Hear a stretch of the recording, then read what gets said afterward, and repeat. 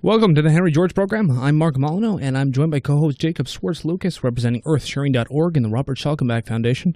This is a program dedicated to finding practical answers to the housing crisis, economic volatility, inequality, and environmental degradation here in the Bay Area and beyond. We compare and contrast the ideas of the 19th century economist Henry George with that of both historical and contemporary thinkers. Also addressed are issues ranging from artificial intelligence, automation, and universal basic income, to city planning and land value tax, a concept popularized by George. This week, we are joined by James K. Galbraith. Galbraith is the author of The Predator State, Inequality and the Industrial Change, The End of Normal, The Great Crisis and the Future of Growth, and many other books. He is a professor at the Lyndon B. Johnson School of Public Affairs and has written for The Nation, Mother Jones, The Baffler, and many other journalistic outlets. Welcome, James Galbraith. Thank you. Okay, so a bit of a noisy phone call, but we'll do what we can. So, a book you released last year has the title "Inequality: What Everyone Needs to Know." What would you say for the short version for a radio audience? What is what everyone needs to know about inequality? I would tell them to take a look at the book.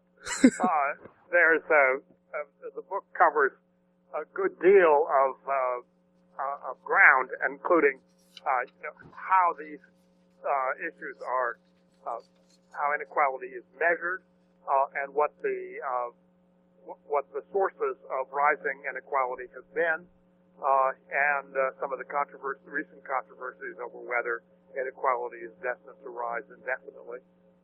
So one thing that was of much interest to us is you talk a bit in the book about the idea of as a alternative or replacement to the high marginal income tax rates in the past is a land value tax as a progressive alternative to as a source for public revenue that would be in fact progressive and help the economy. What would you like to speak more? It's not a new idea, as you're well aware. The notion that one should always tax the scarce factor, which is land, goes back to David Ricardo and became a massively popular doctrine and policy proposal in North America as a result of the work of Henry George. And it's an intrinsically sensible idea because it places the burden of taxation on the asset that acquires whose valuation essentially is most reflective of the underlying economic circumstances. And it says that the taxes should not be borne by labor, and they shouldn't be borne on profits either. If you could distinguish profits from rent, it's rents that you should be taxed. Yeah, and it has a record of being. You've noted success of basically public ownership of land in China. You see this in cities such as Hong Kong, but also elsewhere. Well, I wouldn't know about Hong Kong, which has got obviously a very different system. But in the People's Republic, as a result of the revolution, land passed into the ownership of the state, usually of the province or municipality. And the result of that is that the land rents are paid directly to the government. There isn't a traditional landlord class. Effectively, they were the target of the revolution. And the consequence is that the municipal governments have ample funds of revenue, which they can then reinvest in public improvements, which in turn, of course, increases the value of the land even further. Clearly, the consequences are very visible in modern China. You can see it in the degree to which the cities have improved their infrastructure over the past 40 years, which has been an extraordinary thing. You stated that China in some ways is the most Georgist country in the world. Now, I'm a little bit uncomfortable with that association for a couple reasons. I got that idea from a Chinese economist who had drawn this link, and I read the paper and I thought, yep, this is right. How is it the most Georgist economy in the world, and what are some ways in which it's not Georgist? Well, there's of course a direct link insofar as the father of Republican China, Sun Yat-sen, the author of the Revolution of 1911, was a devotee, a student of Henry George. So there was a clear and not at all indirect influence of George's idea. But when you go from there to the Revolution of 1949, it's a blend of, if you like, Georgism and the Chinese version of Marxism, which targeted, as I said before, the landowning classes and passed most of the ownership of land into the hands of the public sector. So where it goes considerably beyond George, obviously, who was in favor of taxing land value to simply appropriating it. But we're now 50, 60 years past that point, and the if you like, almost fortuitous consequence is that practically alone in what used to be called the Third World, the Chinese cities have extraordinary capacity to maintain the development of their infrastructure ahead of the growth of their own population. And that's, as I say, in most cities in relatively poorer countries, that's not what you observe at all. You see people crowding in to the cities, and the electricity and the water systems and the roads don't keep up, whereas it's quite obvious that in China they largely do.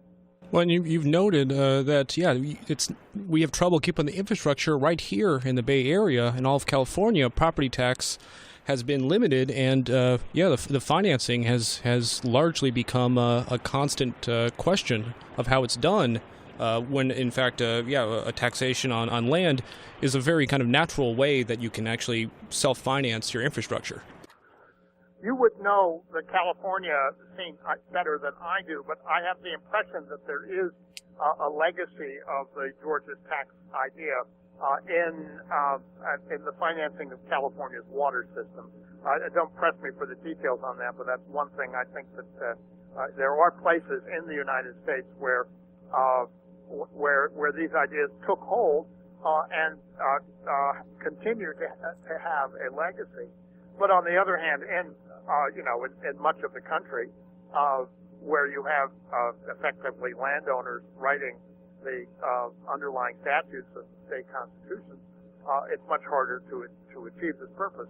In Texas, for example, which is the state I've lived in now for 32 years, there's a constitutional provision in the state that prevents the property tax at the state level. It's still possible to do it, and it is done at the local level to finance public schools and utilities and so forth. But at the state level, it isn't, and that obviously reflects the power of the landowning classes when the Texas state constitution was drafted. I guess if you were looking towards China as being one of the more Georgist economies, I'd say you have to look at California as the least Georgist. Our constitution, basically bars any level, basically the assessment level for property tax is vastly out of date. It's a constant. Oh well, that of course, yes. So the propositions of when was it, the 1980s, were as anti-Georgist as you could be, no question about it. So as you talk about, just the kind of classical economic endorsement of this idea, and many modern economists finding favor in it as well. It's interesting to note how difficult it is to fit in with basically the paradigms of modern economics. If you talk about growth models, we would see something as the two-factor model of capital and labor, where there is no room to even say that land exists. This is a major problem with the way in which economics has been constructed and the way in which it's taught. As you say, the two factors of production that you're going to encounter in a typical textbook are capital and labor. Resources in general, land in particular, are not separated out. I tell my students that as an exercise, would they please go back to their workshop and bring something in at the next class that they have constructed purely out of capital and labor, that is to say, out of machinery that they have at hand and their own labor. They say, and nothing else? And I say, yes, nothing else. And they point out to me that it's really difficult to do that unless you have some some resources that you're working on. I can't knit a shawl without yarn. You can't sew a shirt without cloth, and one can go down the list. But if you pick up the textbook, it appears that everything is made by some miraculous process, without the intervention of raw materials and resources of the products of the land. And that is something which would have astonished the economists of the 18th and up through the middle of the 19th century, even to the end of the 19th century, for whom, of course, these questions were fundamental. And they understood very clearly that their whole sense of the class structure, the factors of production, rested on a distinction that was tripartite between landlords, capitalists, and labor. So when the models we use tend to miss so much of how society and the economy actually works, what is, how does economics, how does it adjust? How do, I guess, public figures in, economics, what should and what can they do to I guess, remedy this? Well, I mean, I think that a great deal of what passes for modern economics simply needs to be superseded. And that there are a whole sequence of traditions that are worth studying, worth teaching, but that the particular framework that we've just been discussing isn't among them. Again, one can go back to Adam Smith, to David Ricardo, to Marx and George and Schumpeter and Keynes, and even a certain figure named John Kenneth Galbraith, and all of these people who had a wide understanding of both the technical and social conditions under which they lived, contributed something that is socially and politically important.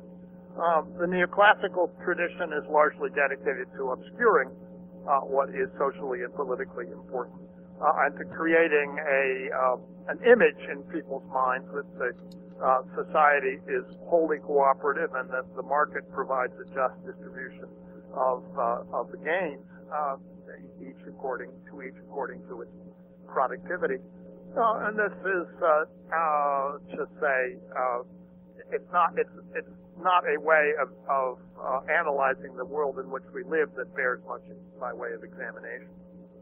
So insofar as you're teaching a curriculum that challenges the orthodoxy of neoclassical assumptions, how difficult is that to basically pass muster, or I guess of the students and the administration of something that doesn't seem to be in step with what the rest of economics is teaching? Well, I have no difficulty deciding what it is that I want to teach, and any professor who is worthy of the name is going to make those decisions based upon what they think is right to have in their curriculum. The students, of course, are highly responsive because these authors and this material reflects their own, let's say, observed and intuitive sense of the world. I have a wonderful time with my students in Texas, introducing them to the work of Thorstein Veblen, for example, and Veblen's hierarchy and social structures, the laboring classes and the industrial and the leisured classes, is something that they instantly recognize. They instantly identify with the gender roles that Veblen describes in his masterful depiction of the continuity of economic life from prehistoric times to the present. The students are not a problem. I have been introducing them to this material for 30 years now, and they've taken to it, I think, with a good deal of pleasure.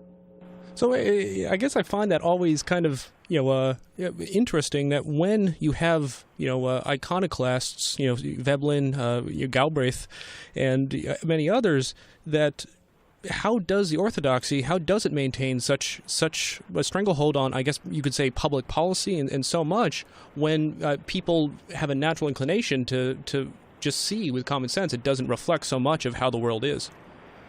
Well, I think the answer to that is straightforward. You pick up the textbooks and you look at the index and you discover that the names that we're mentioning are not present at all. And even a figure who managed to make himself largely unavoidable for a century, specifically John Maynard Keynes, is reduced to a caricature of who he actually was. And a figure like Henry George, who was a threat in many ways to the leading political forces of the late 19th century, is dropped altogether. So this is something which I think a good life lesson for undergraduate students, graduate students as well, is that if you want to understand the history of a subject which is engaged with the political and social issues of the time, you have to do some digging on your own, and you have to bring a critical spirit and a certain amount of energy to the task. Otherwise, you're going to find yourself largely misguided. So yesterday, I primed you with this question. I know that both land value tax as well as creating the ideal monetary policies and deficit spending policies are really important to you in terms of alleviating poverty and just overall creating a more prosperous society. And I sent you this little thought experiment, and I'll read it for our listeners. It's if aggregate demand is raised, the surplus generated also raises the value of land. So the benefits are largely funneled from those more deserving, the poor, the innovative, etc., to wealthy rent seekers.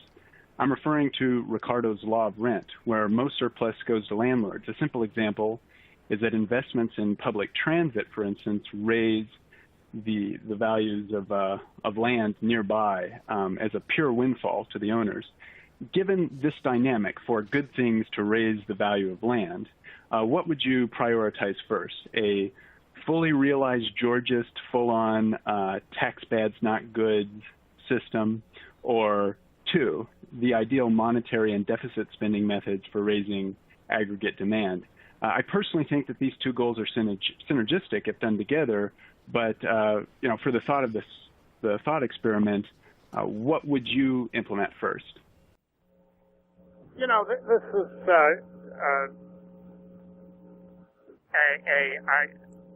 I'm with you on the idea of synergy, and I think it's not particularly useful to ask which of these two things you should ideally do first. If one has a chance, one ever gets a chance, to restructure the way economic policy and tax policy are implemented in this country, it will be a chance to do both of these things at once, and not to make a time scaling which is going to cause difficulties in the implementation phase. So I'm going to duck your question by agreeing with you and saying that as you pursue a policy of full employment, it is important to pursue a policy of fair distribution. And you're quite right that there is an inherent tendency for specific investment programs to raise the value of the adjoining land and to raise the wealth of the adjoining landowners. This is, of course, the way in which American cities are developed. They're developed largely under the control of developers. That's what developers do. Public infrastructure, therefore, is heavily lobbied to serve those interests. And the result is a distortion of the income distribution that gives us figures like, just to take an example, Donald Trump. And if that's not a desirable way to have the society and its policies structured, then it would be useful to start thinking about what else to do. And I think you're pointing in the right direction, that the burden of taxation should fall on the windfall gains. It's a fundamental feature of our society at present that it does not do that.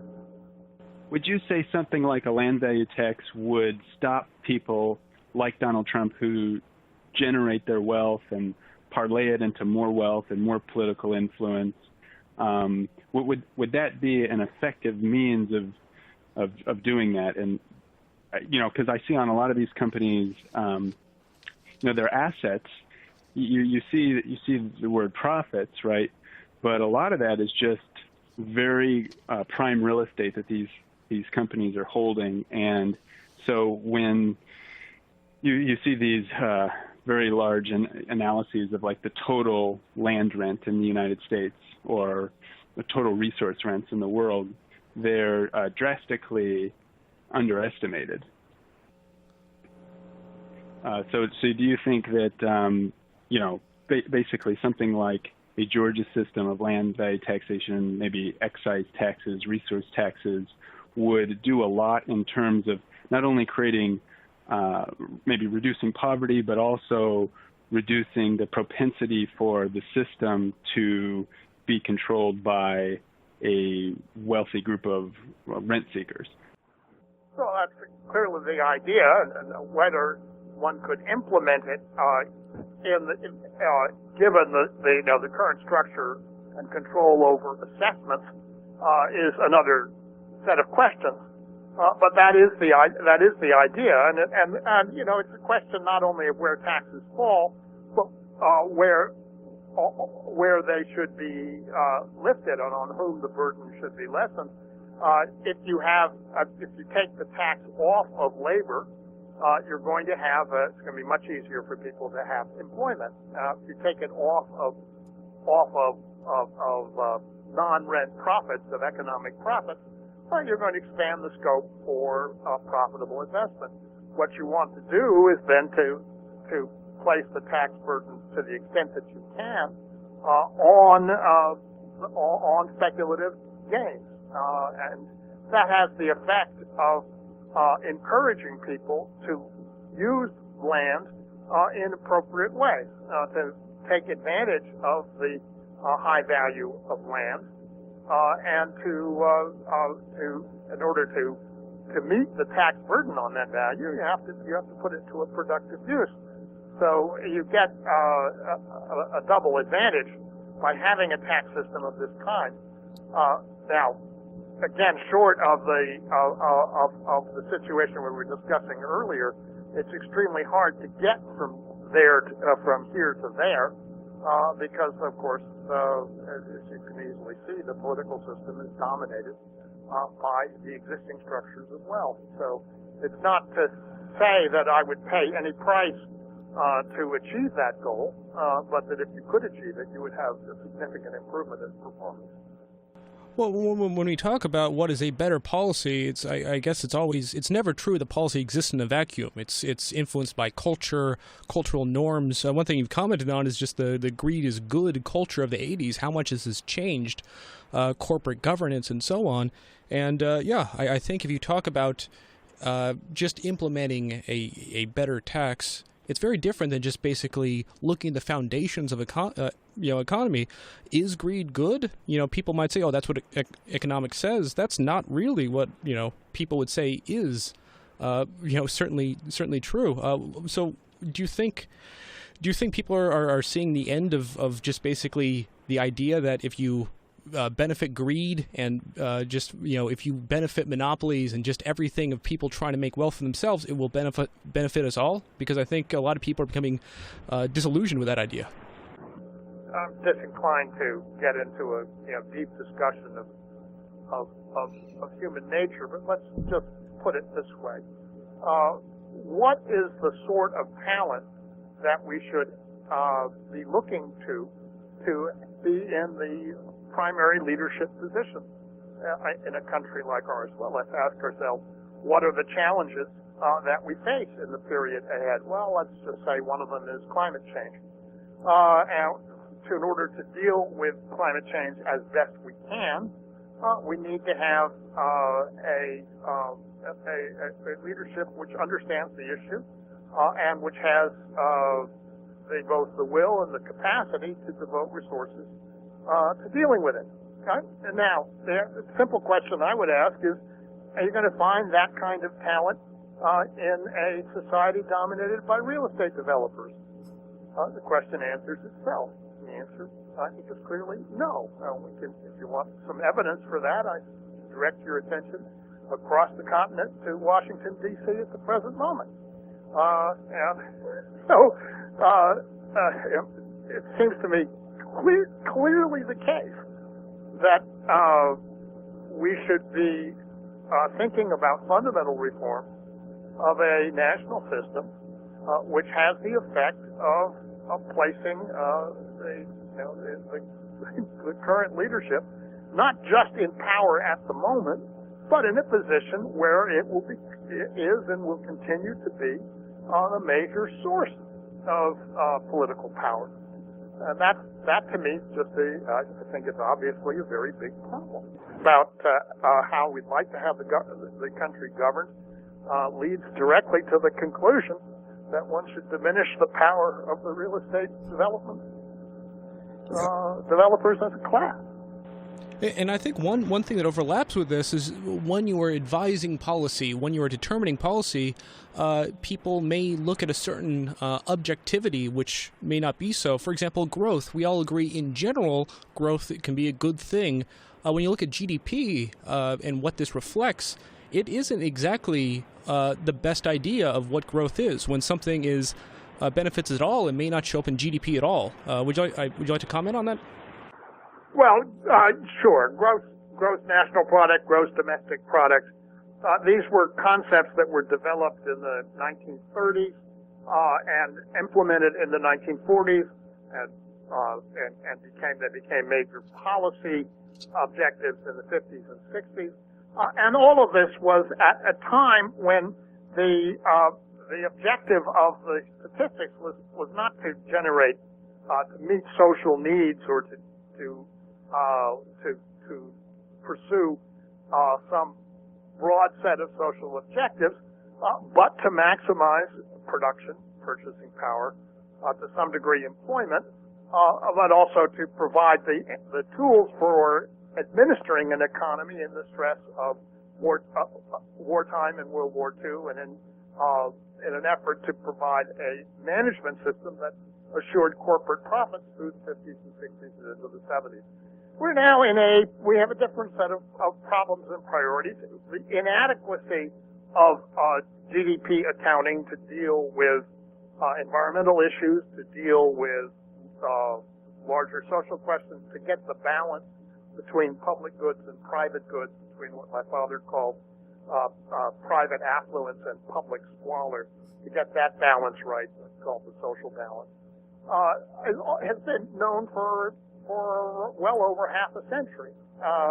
What we have not done is been able to get away from these metrics in order to develop for ourselves a more functional understanding of what it is we should be designing policy around.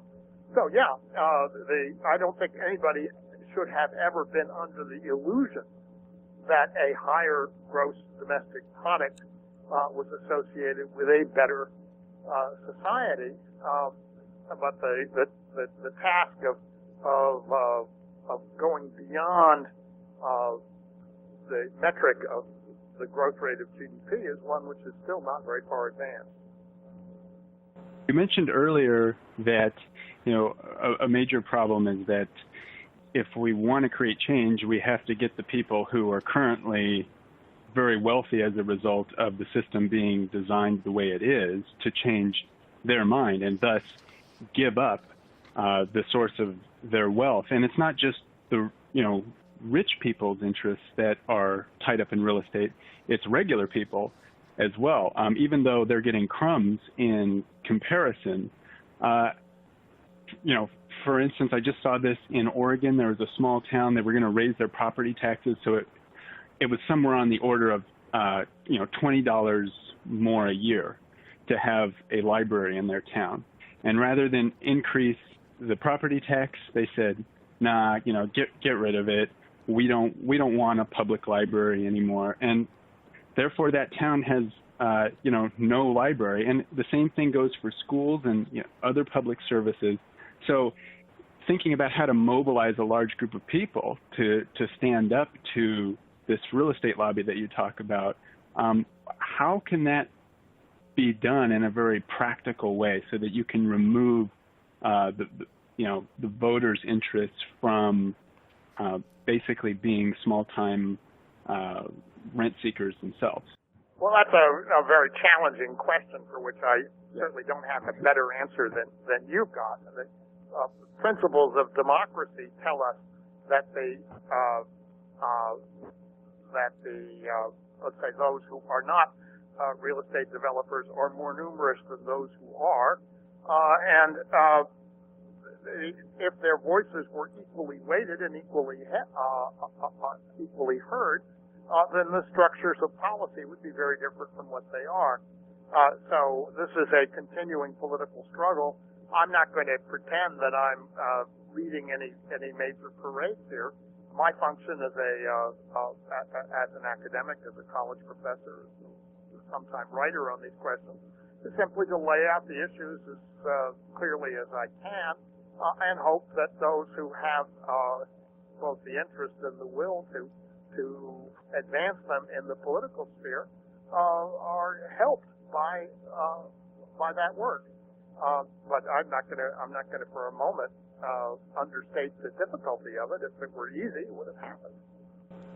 You've spoken about the role of economists to predict and warn, but how that is burdened with the Cassandra paradox of those who are predicting bad news. People don't like to listen to them. And you wrote in an article, I Told You So, about your memo about the housing subprime crisis before 2008, and yes, and just basically how we don't listen to our policy advisors when it's news we don't want to hear. What is this? I guess. Well, what is the role of something for what is?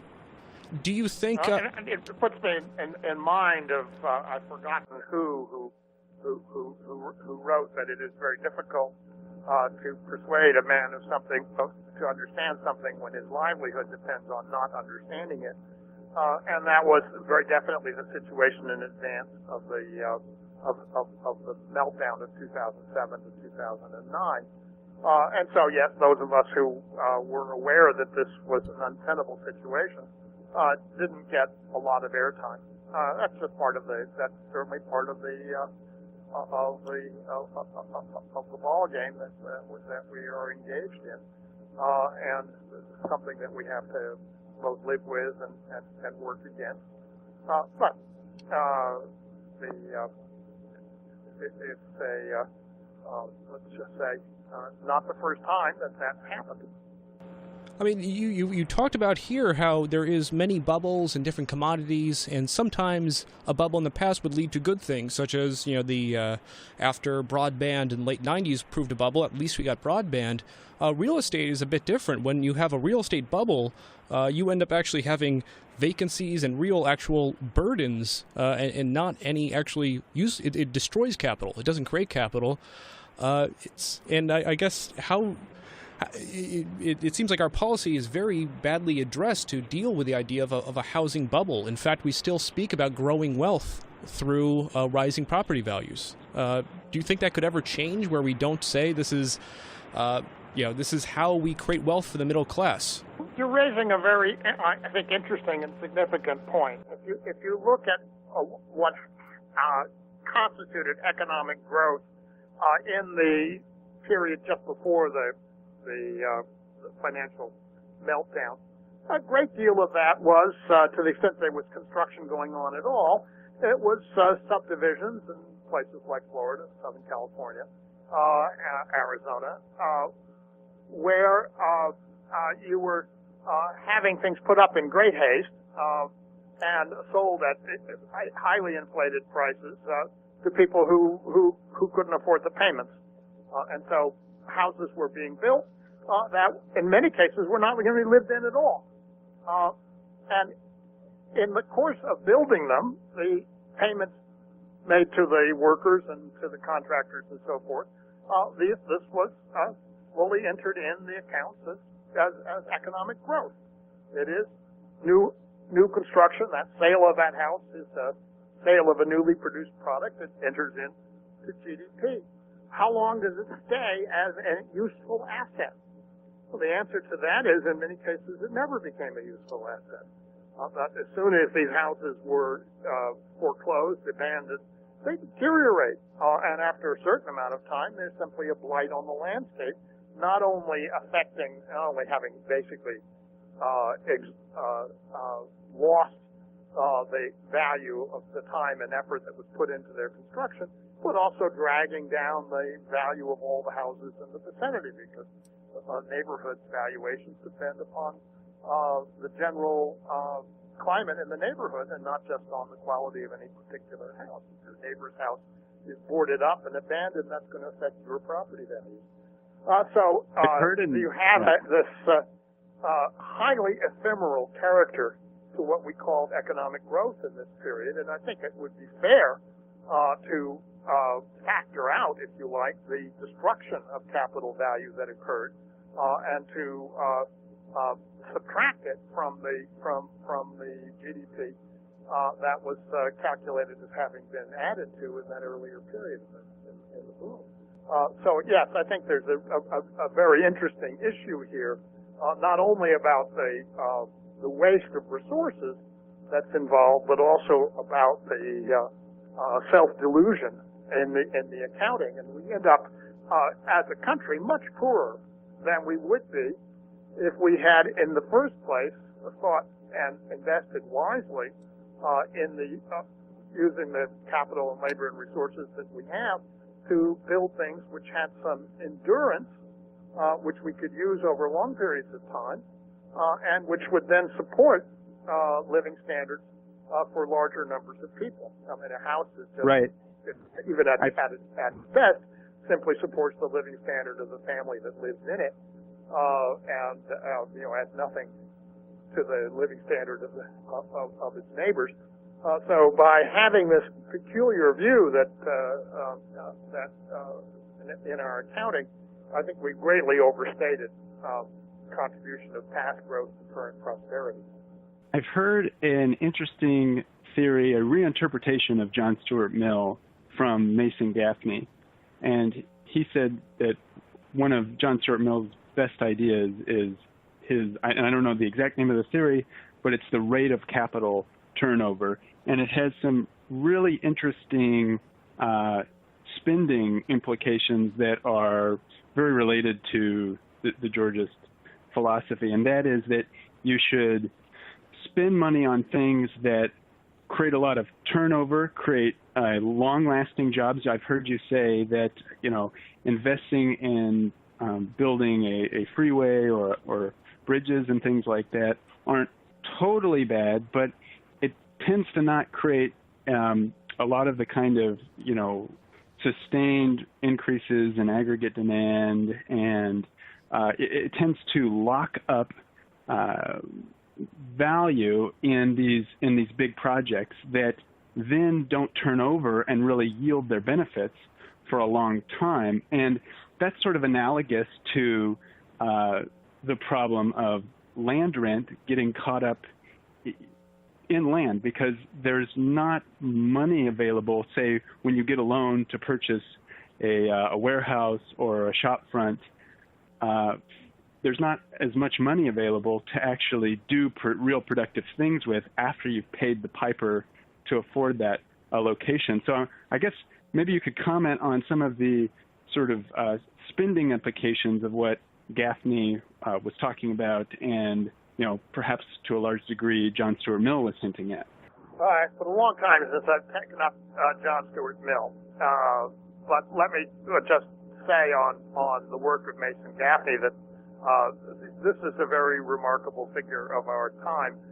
Every time I come across one of his essays, I find myself enchanted by it, and with a combination of fresh insight and clear writing style. He's really a remarkable presence in our intellectual life and our policy discussions. So I'm a great fan of Mason Gaffney. In terms of the the mix of longer lasting and shorter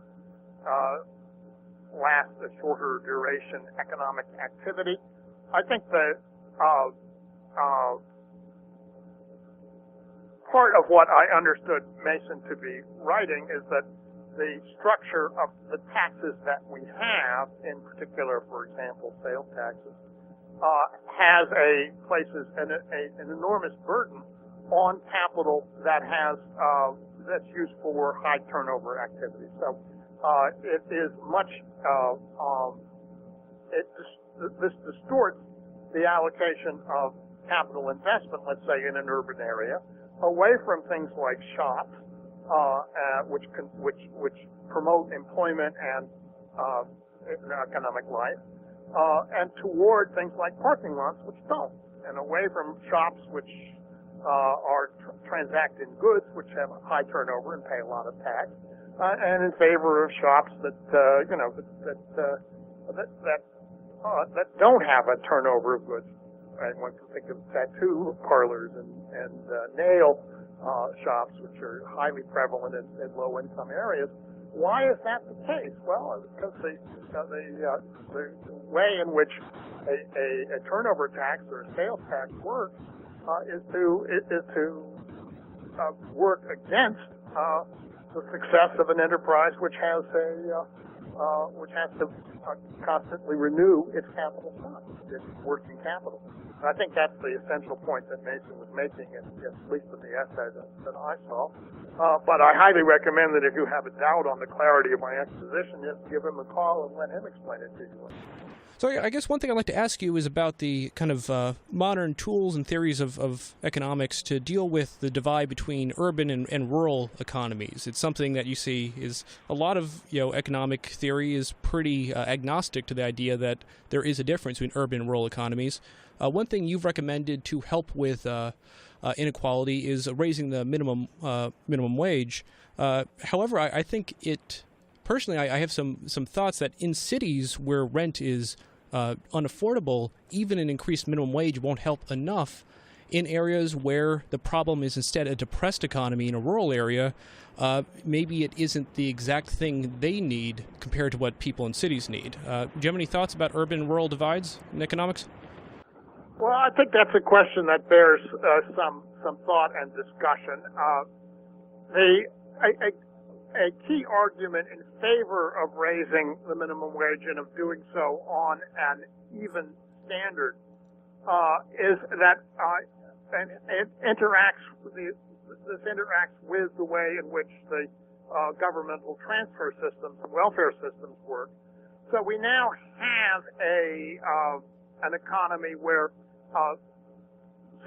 including certain very large corporations, have a very strong presence in low-wage labor markets, and their employees come on board and immediately are eligible for food stamps, for example. And so what's happening is that the employer's use of an exploitatively low wage is being subsidized by the taxpayer. And the argument for a higher minimum wage is, straightforwardly, that whatever else we expect, the employer should be not be in the position essentially of acting in a kind of parasitic way on programs which are intended to relieve the distress of very low-income people. Which, if you're working for McDonald's, you should be making a wage that is satisfactory, adequate to keep you off of the dole. That's, I think, one of the substantial arguments in favor of a significantly higher minimum wage. Would that then have an effect on the structure of employment? The answer to that is yes. It would tend to I think, work in favor of increasing employment of self-employed people. Why? Because they're not paid wages. You're doing, let's say, a food truck as opposed to a fast food establishment. And that's a different arrangement, and your pay is only dependent upon the degree of your economic success. Would it be a good thing to have more of that and fewer fast food joints? In my view, yes. And should the tax structure be constructed so as to take the tax burden off of those kinds of enterprise? My view would again be yes. And so you would have a substantially greater scope for, let's say, for small enterprise under this system. Is it an ideal solution to every social problem? No. But would it be an improvement over what we've got now? I think the answer to that is that it would be. Coming back to the question of urban versus rural, I think you would see these transformations would be substantially more important in low-wage sections of the country. I'm thinking about, for example, the south of Texas. Than they would be in the high-wage and urban areas, where even the lowest and most menial service jobs are paid well above the federal minimum wage. So raising the federal minimum wage, I imagine, has very little effect in San Francisco or New York, but would make a real impact in it and substantially improve both the quality and the level of economic life in lower wage regions of the country. Yeah, I think that does comment a lot about the pragmatism that your work and as also you commented on your father's work does in order to say, in opposition to maybe the classical idealism of a competitive state where many small, no one is a price taker, are able to work in perfect competition. There's an idea that the modern economy doesn't work that way. We're celebrating the anniversary of the new industrial state, in which you wrote about that. It's not something that your father opposed when he wrote this. That large firms basically don't work in competition. They, in fact, create their own demand. They are price takers, and we have to look to work with them in that sense. And I think my father's lifelong struggle was to bring the economics understanding of our economic life out of the 18th century and into the 20th. We should, I think, have gotten there by now. But the truth is, of course, that if you pick up a textbook, then you're likely to see the starting point of the so-called perfectly competitive model.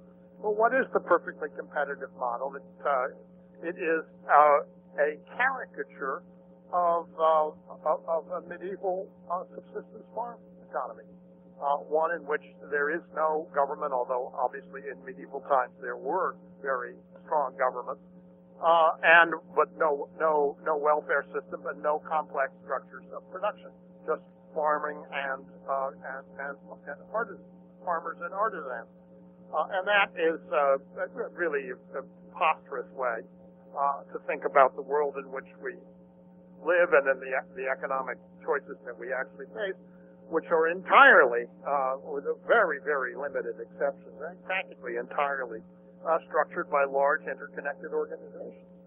Yeah, and in this sense, I think we have to look at, we are going to have large firms. It's going to happen. I guess the idea is, in what way do we want them to act? And if we talk about large firms that produce new technology, we can say, well, that is what we want more of. If you talk about the kind of monopolistic tendencies of large land owning interests, you could say this doesn't actually do anything to really improve the Commonwealth, and this is something that regulation has a role to jump in and to support the Commonwealth. That's entirely right. I would add to that, though, that there is also the phenomenon which is known to economists as the Schumpeterian quasi-rent, which is the accumulations that occur to the successful innovator, the successful technologist. And so one has to ask, what's the appropriate thing to do with that?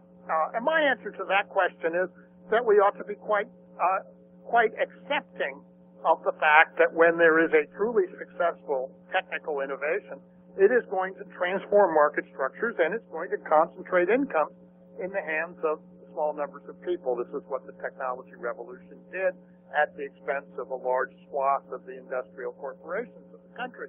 But then the question is, what do you do about those accumulations over time? And my answer to that is that the United States innovated over a century ago the estate and gift tax, which is precisely intended to encourage people who do accumulate substantial wealth to funnel it back into the community through universities, through hospitals, churches, cultural institutions, foundations, and that we should be conscious of this particular feature of our society. It's proven quite successful over time, always under attack from wealthy people who don't want to do this and who want to create dynasties, but it is precisely an area where a strengthening of existing social institutions would help, help provide a much stronger foundation for the next century, just as Teddy Roosevelt's policies did for the last one.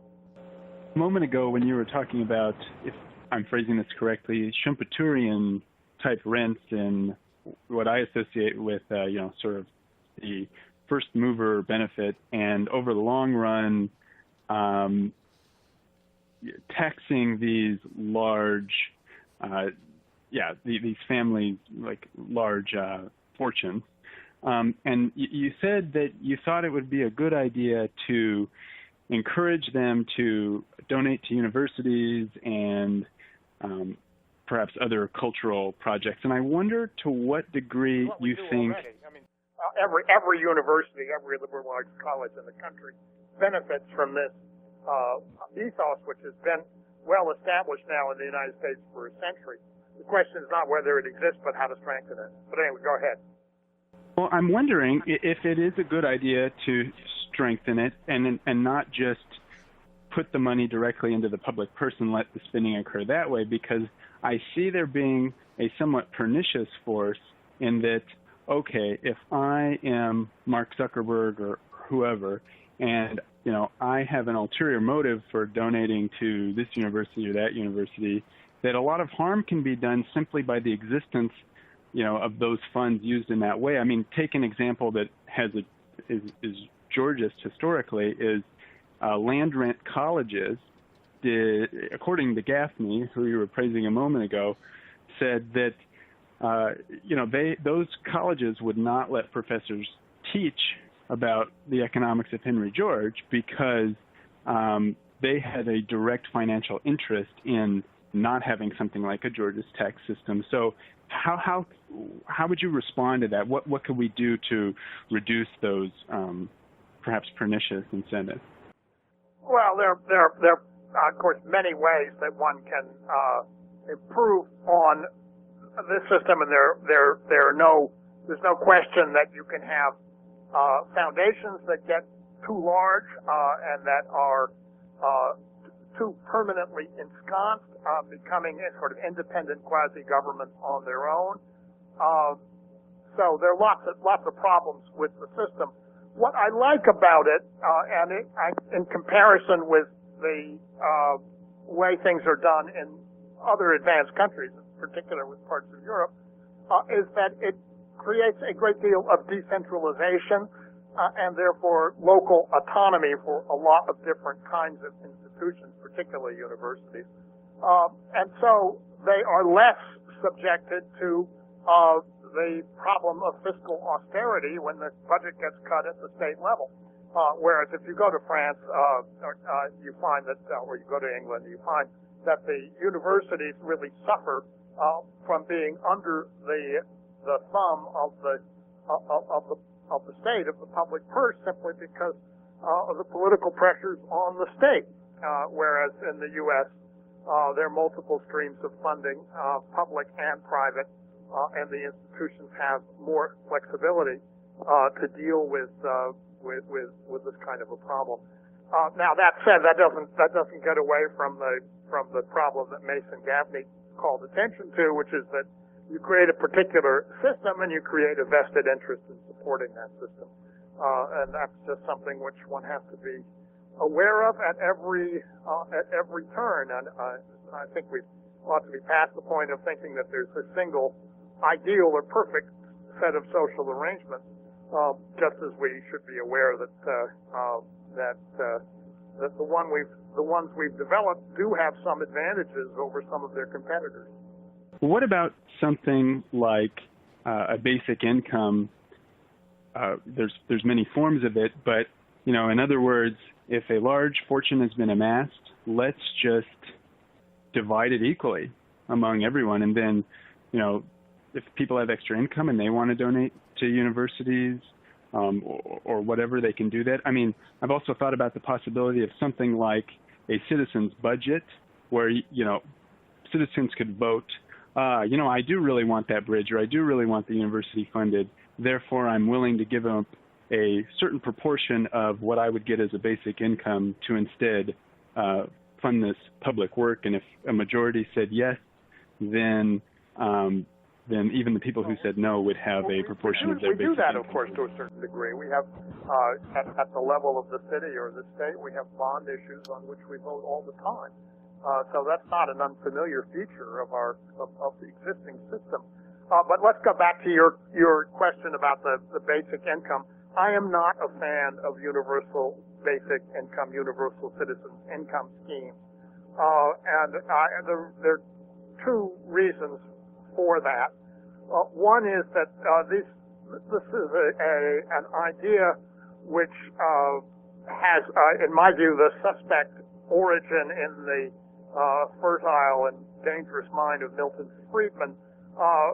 And its advocates include a fair number of people who see this as a way of replacing a wide range of specific forms of assistance that we presently offer to people. And I'm not sure that that's a good idea. Secondly, and perhaps more fundamentally, it seems to me that we do have a society that has a single cultural strong point. It is the idea that there is value and dignity and honor in work, and that we should not be creating a system which says that there's no distinction whatever between working for a living and not working for a living.